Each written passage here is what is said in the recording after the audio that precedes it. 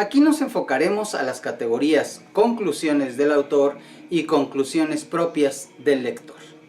El caso es que hay que identificar la conclusión del autor y primero hay que saber cuál era su hipótesis, cuál era su objetivo.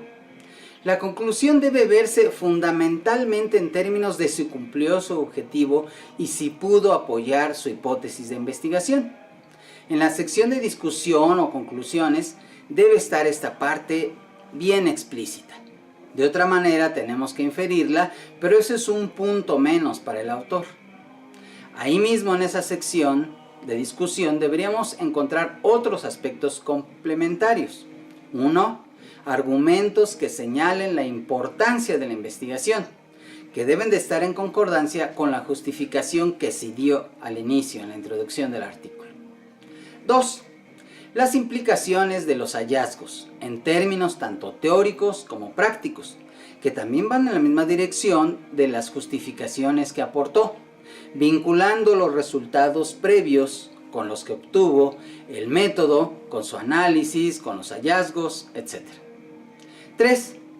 Debe vincular el trabajo que hizo con niveles de análisis más complejos, al plantear juicios respecto a los argumentos filosóficos o epistemológicos abstractos de los cuales parte la investigación. Hablamos incluso de los supuestos básicos. Y 4. Evalúa su propio trabajo, si fue adecuado metodológicamente, si pueden generalizarse los resultados y cómo encajan sus hallazgos en el tema en que se está trabajando. Tendría que volver a mencionar autores de la introducción o otros nuevos para poder ver cómo entran en el área. La siguiente categoría, conclusión del lector, requiere evaluar cada una de las categorías anteriores e integrarlas en una conclusión original. Es decir, que incluya aspectos no presentes en la conclusión del autor. La conclusión propia debe someter a juicio la conclusión del autor, señalar sus cualidades y sus defectos, determinar si es adecuada o no y referirse especialmente a la congruencia interna y externa del trabajo. En otras palabras, debe usar argumentos que sustenten el porqué de esa conclusión propia. Cuando se inicia el estudio de los artículos de investigación en alguna área, se tiende a suponer que si ya está publicado es porque está perfecto. Pero hay muchas otras posibilidades.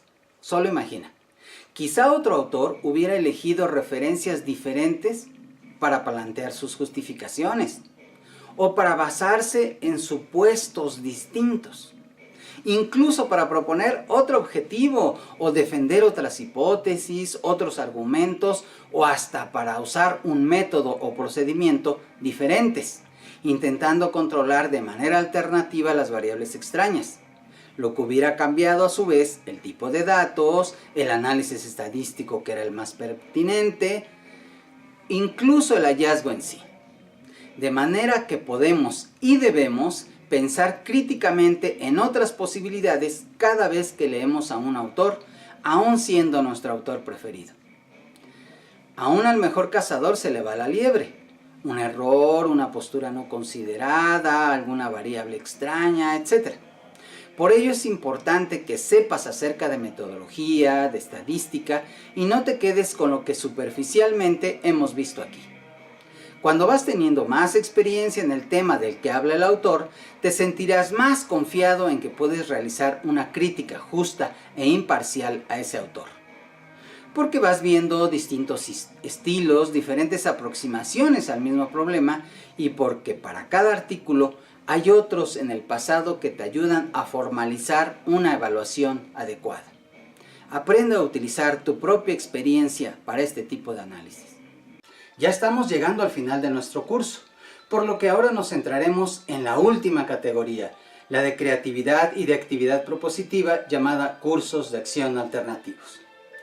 Algunos profesores nos quejamos y a veces muy amargamente de la falta de preparación de los alumnos, pero también nosotros muy rara vez pedimos a los alumnos que piensen de manera crítica y no pedimos tareas específicas muy concretas de qué hacer con la lectura. De manera que los estudiantes creen que el conocimiento solo llega de afuera. Confían en que la verdad está en los libros, quizá en los maestros, y por tanto ni siquiera se imaginan que pueden ser autónomos en su aprendizaje.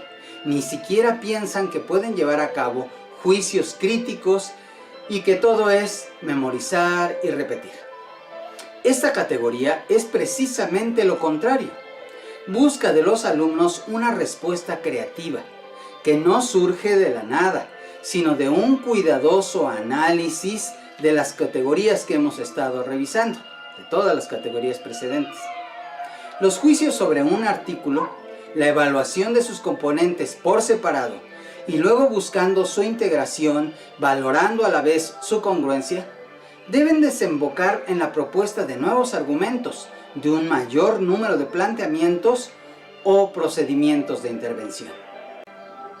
Los cursos de acción alternativos no se buscan en el artículo, son resultados de la reflexión, de la reelaboración que hace el lector con todas las categorías precedentes. Pero en concreto, ¿qué se pide? Bueno, sabemos que cada estudio que apoya una hipótesis derivada de la teoría apoya inductivamente esta teoría, de forma que lo mínimo sería repetir el estudio que se acaba de analizar. Repetir exactamente un estudio, o como se le conoce, su replicación directa, permitiría experimentar directamente las variables, aprender a cómo conducirse con los participantes, cómo reclutarlos, cómo aplicar un procedimiento, cómo recabar los datos, de qué manera analizar estos datos, tomar una decisión estadística y finalmente cómo realizar un reporte de esa réplica. En mi opinión, sería excelente para estudiantes de recién ingreso a la carrera o del bachillerato que están probando el trabajo en diferentes profesiones. De hecho, en el laboratorio de Pavlov, los estudiantes, cuando ingresaban, principiaban replicando el experimento que hizo a Pavlov tan famoso antes de probar más variaciones. Pero ya a este nivel donde se desenvuelven ustedes, se debe exigir más, esperamos más. El siguiente paso se debe dar con la replicación sistemática, es decir, un proyecto donde se modifican elementos importantes del estudio que analizaron, buscando una mayor generalización, por ejemplo. Probando nuevos valores de las variables en un estudio de memoria, se puede aumentar o disminuir el número de sílabas sin sentido que se deben aprender, o el tiempo de presentación de esas sílabas, o cambiar el sonido que señala si la respuesta fue correcta, o dar retroalimentación más o menos específica, etc. Si los participantes fueron adolescentes, bueno, pues se buscará usar ahora adultos, niños, ancianos. Pasar de una investigación de laboratorio a una de campo o viceversa. Se puede proponer hacer el estudio con una diferente definición de las variables. Digamos, hambre. Se puede estimar hambre en una escala de 0 a 10 por los participantes mismos, o se mide por la disposición a trabajar por comida, en ratas por ejemplo, o por la glucosa en sangre, o por el tiempo de privación. También puede buscarse controlar de una manera más rigurosa todas las variables extrañas, o hasta buscar cambiar las instrucciones para probar ese efecto. Cuando se empieza un nuevo campo para el estudiante, se pedirá la modificación de un elemento, pero posteriormente deberían de ser de 2 o más. Finalmente deberíamos requerir aún más. Es cuando el alumno llega a proponer justificaciones diferentes, teóricas, sociales o metodológicas, pero que dan lugar a una nueva pregunta de investigación, un objetivo diferente que requiere de un método para responder la pregunta y cumplir de forma válida ese nuevo objetivo. Para llegar a algo novedoso se pueden atender las señales que da el autor en el artículo analizado, en su sección de discusión o conclusiones. O incluso se puede dar un enfoque diferente a un mismo problema. Quizás estés pensando, necesito más ayuda. Bueno, te damos algunas pistas. Solo ponte a pensar cuántos artículos de investigación hay publicados, cuántas tesis, cuántas ponencias, conferencias, etc. ¿Todas están perfectas? Yo creo que hay demasiada investigación que considera poco, si es que lo hace, sus implicaciones aplicadas, sociales o profesionales, e incluso hay trabajos de dudosa calidad. De manera que una postura crítica te dará frutos con mucha seguridad. Debes ser escéptico. Los buenos investigadores ven la necesidad de confirmar o desconfirmar generalizaciones, declaraciones de sentido común y otras trivialidades que muchos aceptan sin cuestionar. De manera que activa tus antenitas de vinil para reaccionar a las declaraciones que inician con "como todos saben", "los expertos dicen", "en la literatura se afirma". Para proponer nuevos estudios no necesitas ser un genio. Solo ser metódico, determinado y muy trabajador. Este curso por eso se llama lectura estratégica, no se llama alternativas a la teoría de Einstein ni mucho menos.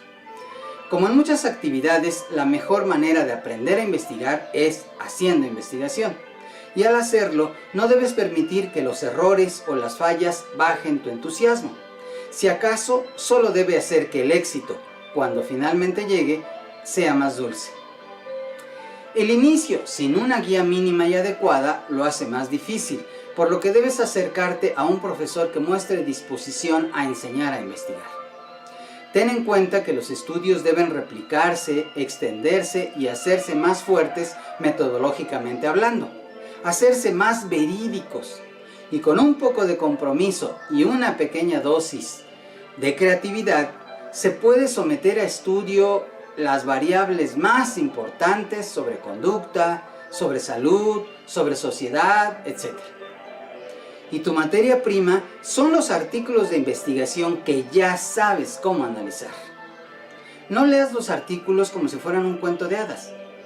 Para encontrar algo nuevo, hay que buscar algo nuevo y no hacer lo mismo de siempre. ¿Quieres algo más concreto? Recuerda, las preguntas que hacíamos al analizar la congruencia del trabajo son muy buenas. ¿Debería haber un grupo control?